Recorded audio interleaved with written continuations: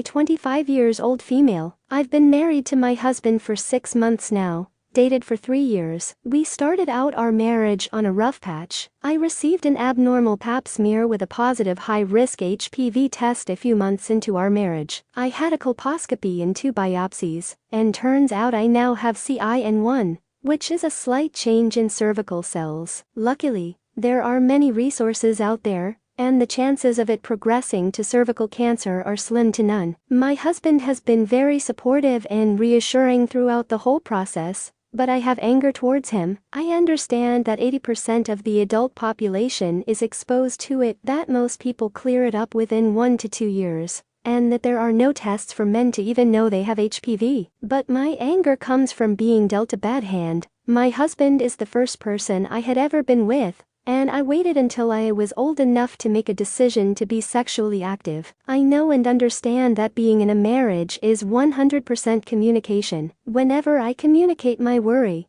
he says that it is not something to worry about, but he doesn't understand the emotional and mental toll this has taken on me, such as, is fertility out of the question? When will my diagnosis progress to CIN 2/3? How will the procedures affect my sex life and life in general? I feel like this is something that was taken from me, and only time will tell how my body will process this. I love this man with all my heart, but looking at him just angers me, because I am the one that has to physically go through this.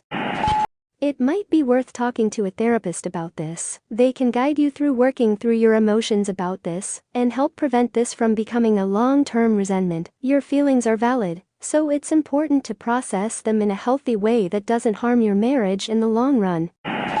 I've been through the same thing. The colposcopy was agony, but I don't have any resentment towards my partner. I'm just glad we have smear tests to help detect these things. Had your husband slept with other women before you? Cancer can happen to anyone. If it had been ovarian cancer and you had to have both of them removed, leaving you infertile, you wouldn't have anyone to blame then. You need to let the anger go. I know having someone to blame makes you feel better, but this is no one's fault. Just be grateful that it was caught early, and that you have a husband who has been supportive. Did they manage to remove all the precancerous cells with the colposcopy? Also, I know how scary it is.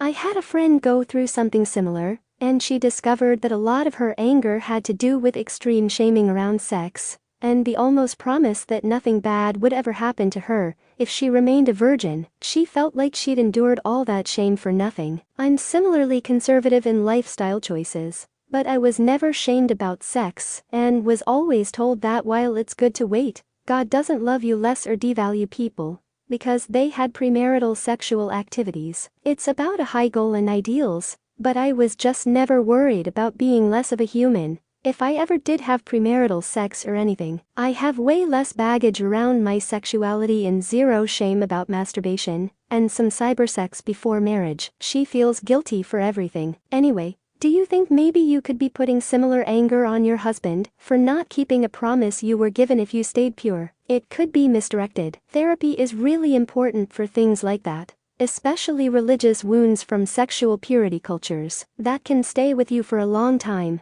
I don't really expect you to directly answer as it's personal, just think about it.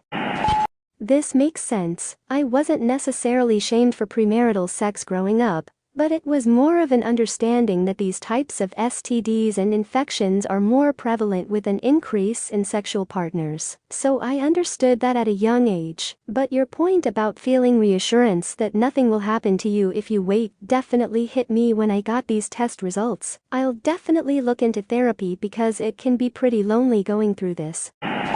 Of course he won't know what you're going through. He wasn't born with a cervix to swab, sis. You are in a fortunate position to access early treatment, and you certainly can speak with a therapist or possible support group to further sort out your emotions. Hard to hear, but be grateful. My aunt died of cervical cancer, and grew up in an era when these resources were not available. So remain mindful of that, be honest with your lover, and keep pushing. As others have mentioned, it's probably best that you speak to a therapist soon to deal with the anger and resentment you're feeling. You've been dealt a crappy hand, and it's easier to place blame on him than to accept that sometimes bad things happen. It stinks that it happened to you, and you have to deal with it now. But that doesn't give you the right to assign blame to your spouse for it.